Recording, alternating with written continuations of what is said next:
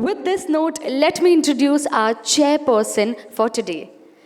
Everyone, Mr. Nitin Wadhwa is a senior international human resource professional with experience in a large multi-site, multicultural HR organizations across Asia, in both developed and developing economies, with strong record of leadership in new business unit startup and established entities in different industries, that is insurance, media, IT and ITES and consulting.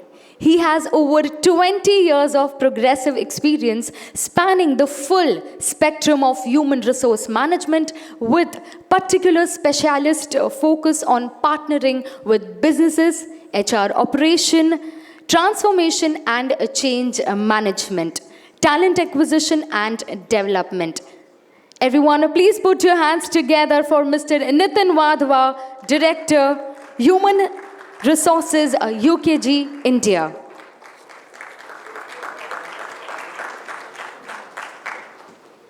Tonight, Papa, Good morning, everyone, I'm and going thank to you, read to Shweta. you. Once upon a time, in a magical place, people start work with a smile on their face. Some build palaces with giant metal machines, while others cook up enchanting cuisines. But every great workplace, big or small, make people their purpose and bring happiness to them all. Make your fairy tale workplace a reality with workforce management software from UKG. Thank you very much, Shweta, and good morning once again, everyone, and welcome to the real world from the fairy tales. As I was reflecting on the topic of bringing the excellence in HR, I got reminded of the tweet that many of you would have seen yesterday from Tesla chief. Anybody who saw that? It was really funny, but it's really true to the world today. It said that I'm looking for a VP of propaganda and witchcraft. So today there are two key trends that I see. One is that world is marred by all sort of change that we can imagine. And second thing that we see is this world of propaganda. There is so much of distraction everywhere. And it is taking a toll on human beings. We've just come out of the biggest health crisis, which actually put our lives to standstill. And if you just look at the political unrest and the changes that are going on in the world, how do I advance the slide?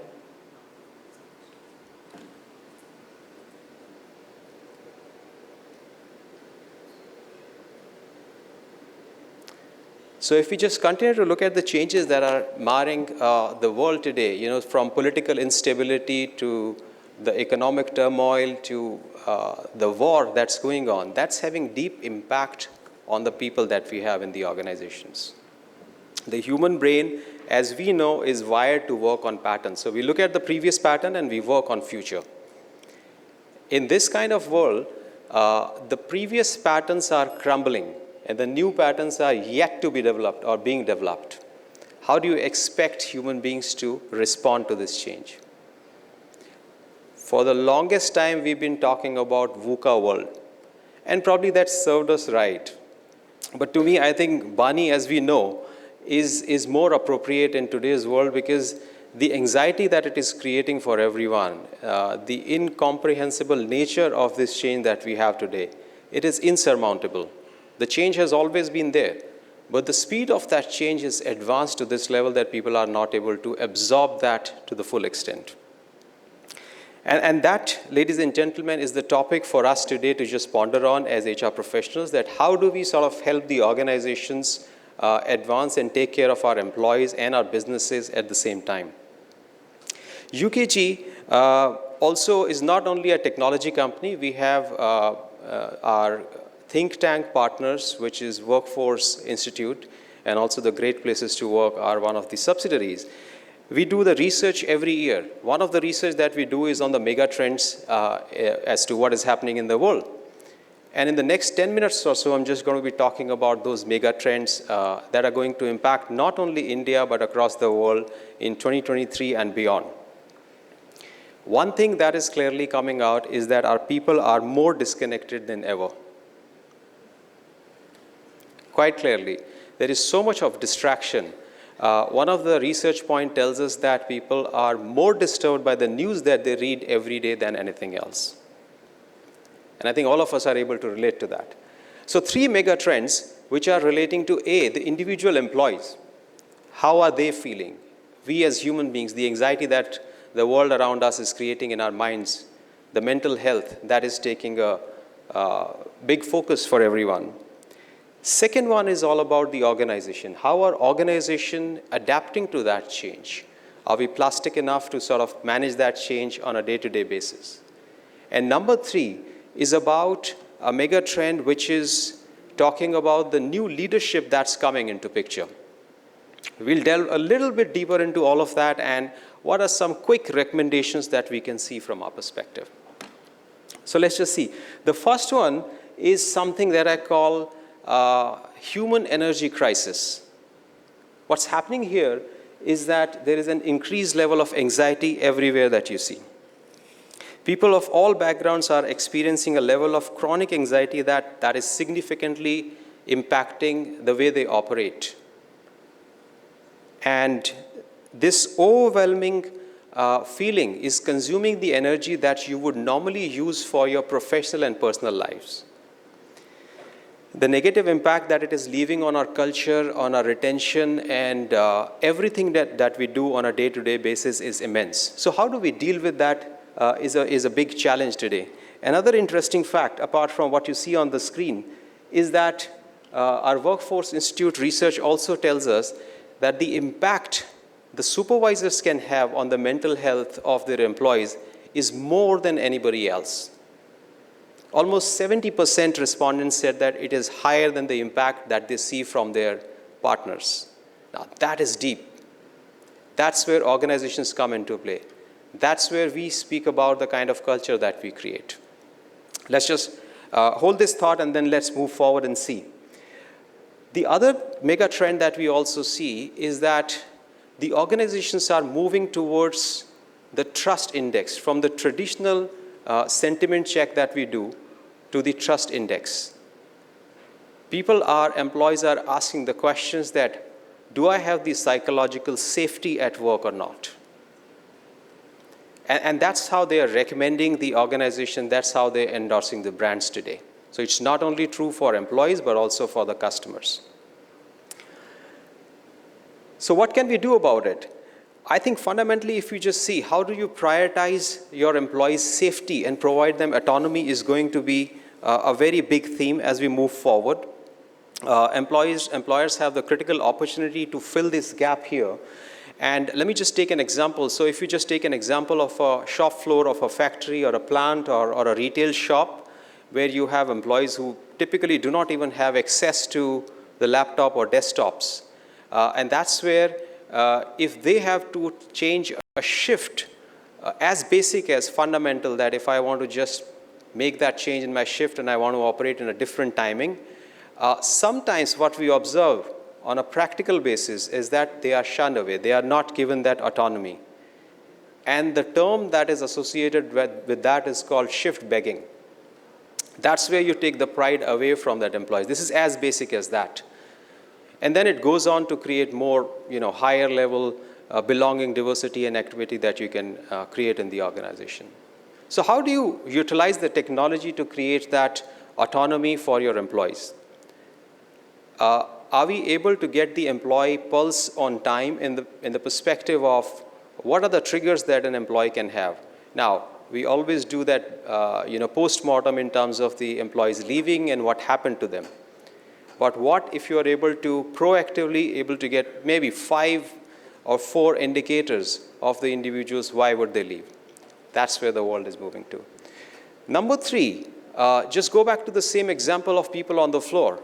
On a daily basis, or for that matter, any organization. How many of the organizations, we've been talking about the regular and meaningful check-ins with people on their performance, on their well-being, on what's happening in their lives, and that is what is going to create a deeper sense of commitment and the connect with people.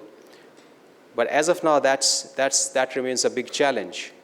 How do we adopt technology to remain in touch with people on day-to-day basis to create that meaningful connection is going to be important. Let's just dive into the second one. Second one is talking about the organizational plasticity, or how flexible we are. And this is pertaining to more towards the culture that we have in the organization. All of the challenges that we spoke about, and we've been talking about, feeling wonderful, being in one room, etc. But the human mind is also wired to forget the previous trends very quickly. We are running the risk of going back to the pre-COVID times, where we might just go back into the same loop of questioning people whether there is a work that's happening at work or not, at home or not, so on and so forth. So how do we continue to evolve the organization from a culture perspective is going to be important. So my fellow HR practitioners, the fundamental thing that we are looking for is how do we evolve culture here. A lot of organizations, just I was giving an example of the trust index, like Deloitte, Accenture, PwC, everybody's moving towards that trust index, and a lot of companies have started to also review not only their policies, but what is driving their culture. What is the fundamental leadership framework that they're using? Do we have the growth mindset to move forward and not just getting stuck into the past is another big theme that you see here. Another interesting fact is that when you ask people, are you looking for a job? Almost 50% of the people, various researches are showing that they're looking for a job. How do you protect them?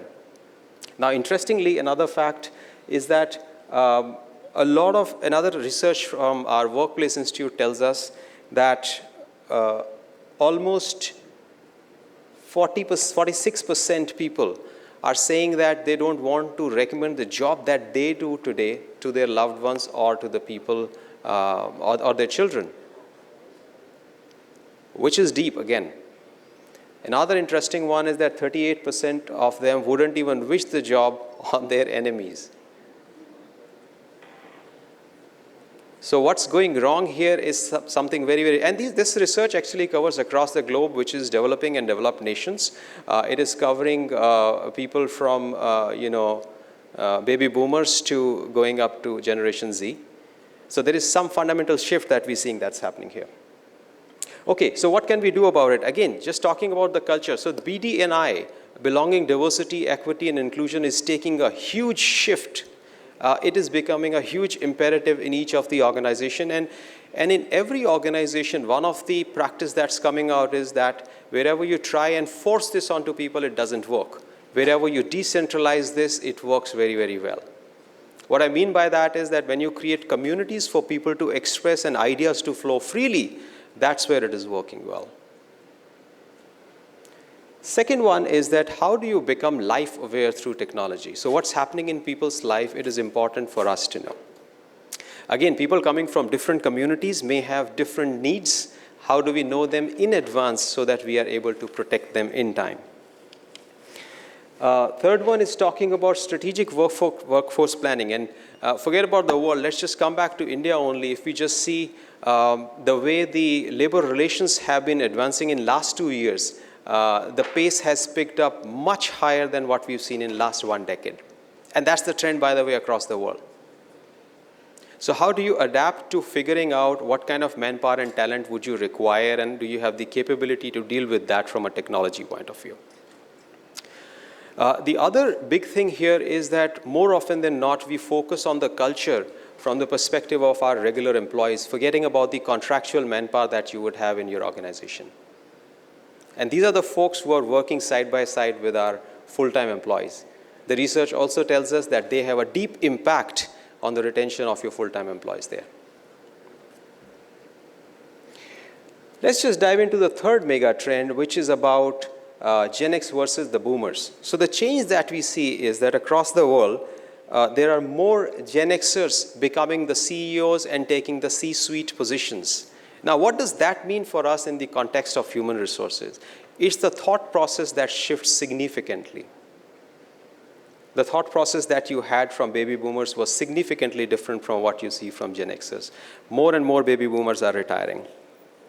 And there's a huge focus that we see coming back again on the culture, which is about diversity, inclusion. Three things, the ESG, the community outreach, the sustainability, and the belonging, diversity, and equity. These three things are becoming fundamental to how the companies are being evaluated, valued, and even the candidates and customers are today asking you, why should I join you or why should I buy your product? That fundamental shift is also important for us to keep in mind.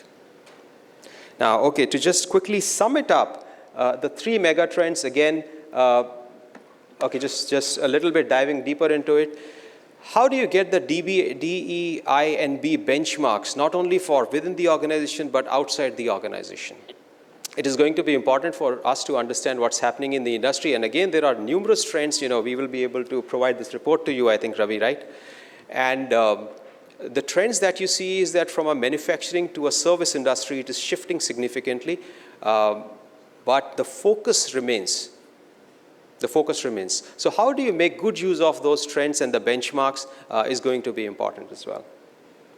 Inclusion from the beginning, again, starting from how you start to engage with candidates and after they leave the organization is something that is fundamentally being questioned around. Again, social responsibility, we know that people are talking about the meaningful connect, and employees are also getting engaged through that meaningful connect rather than just having the usual old age employee engagement that we used to do.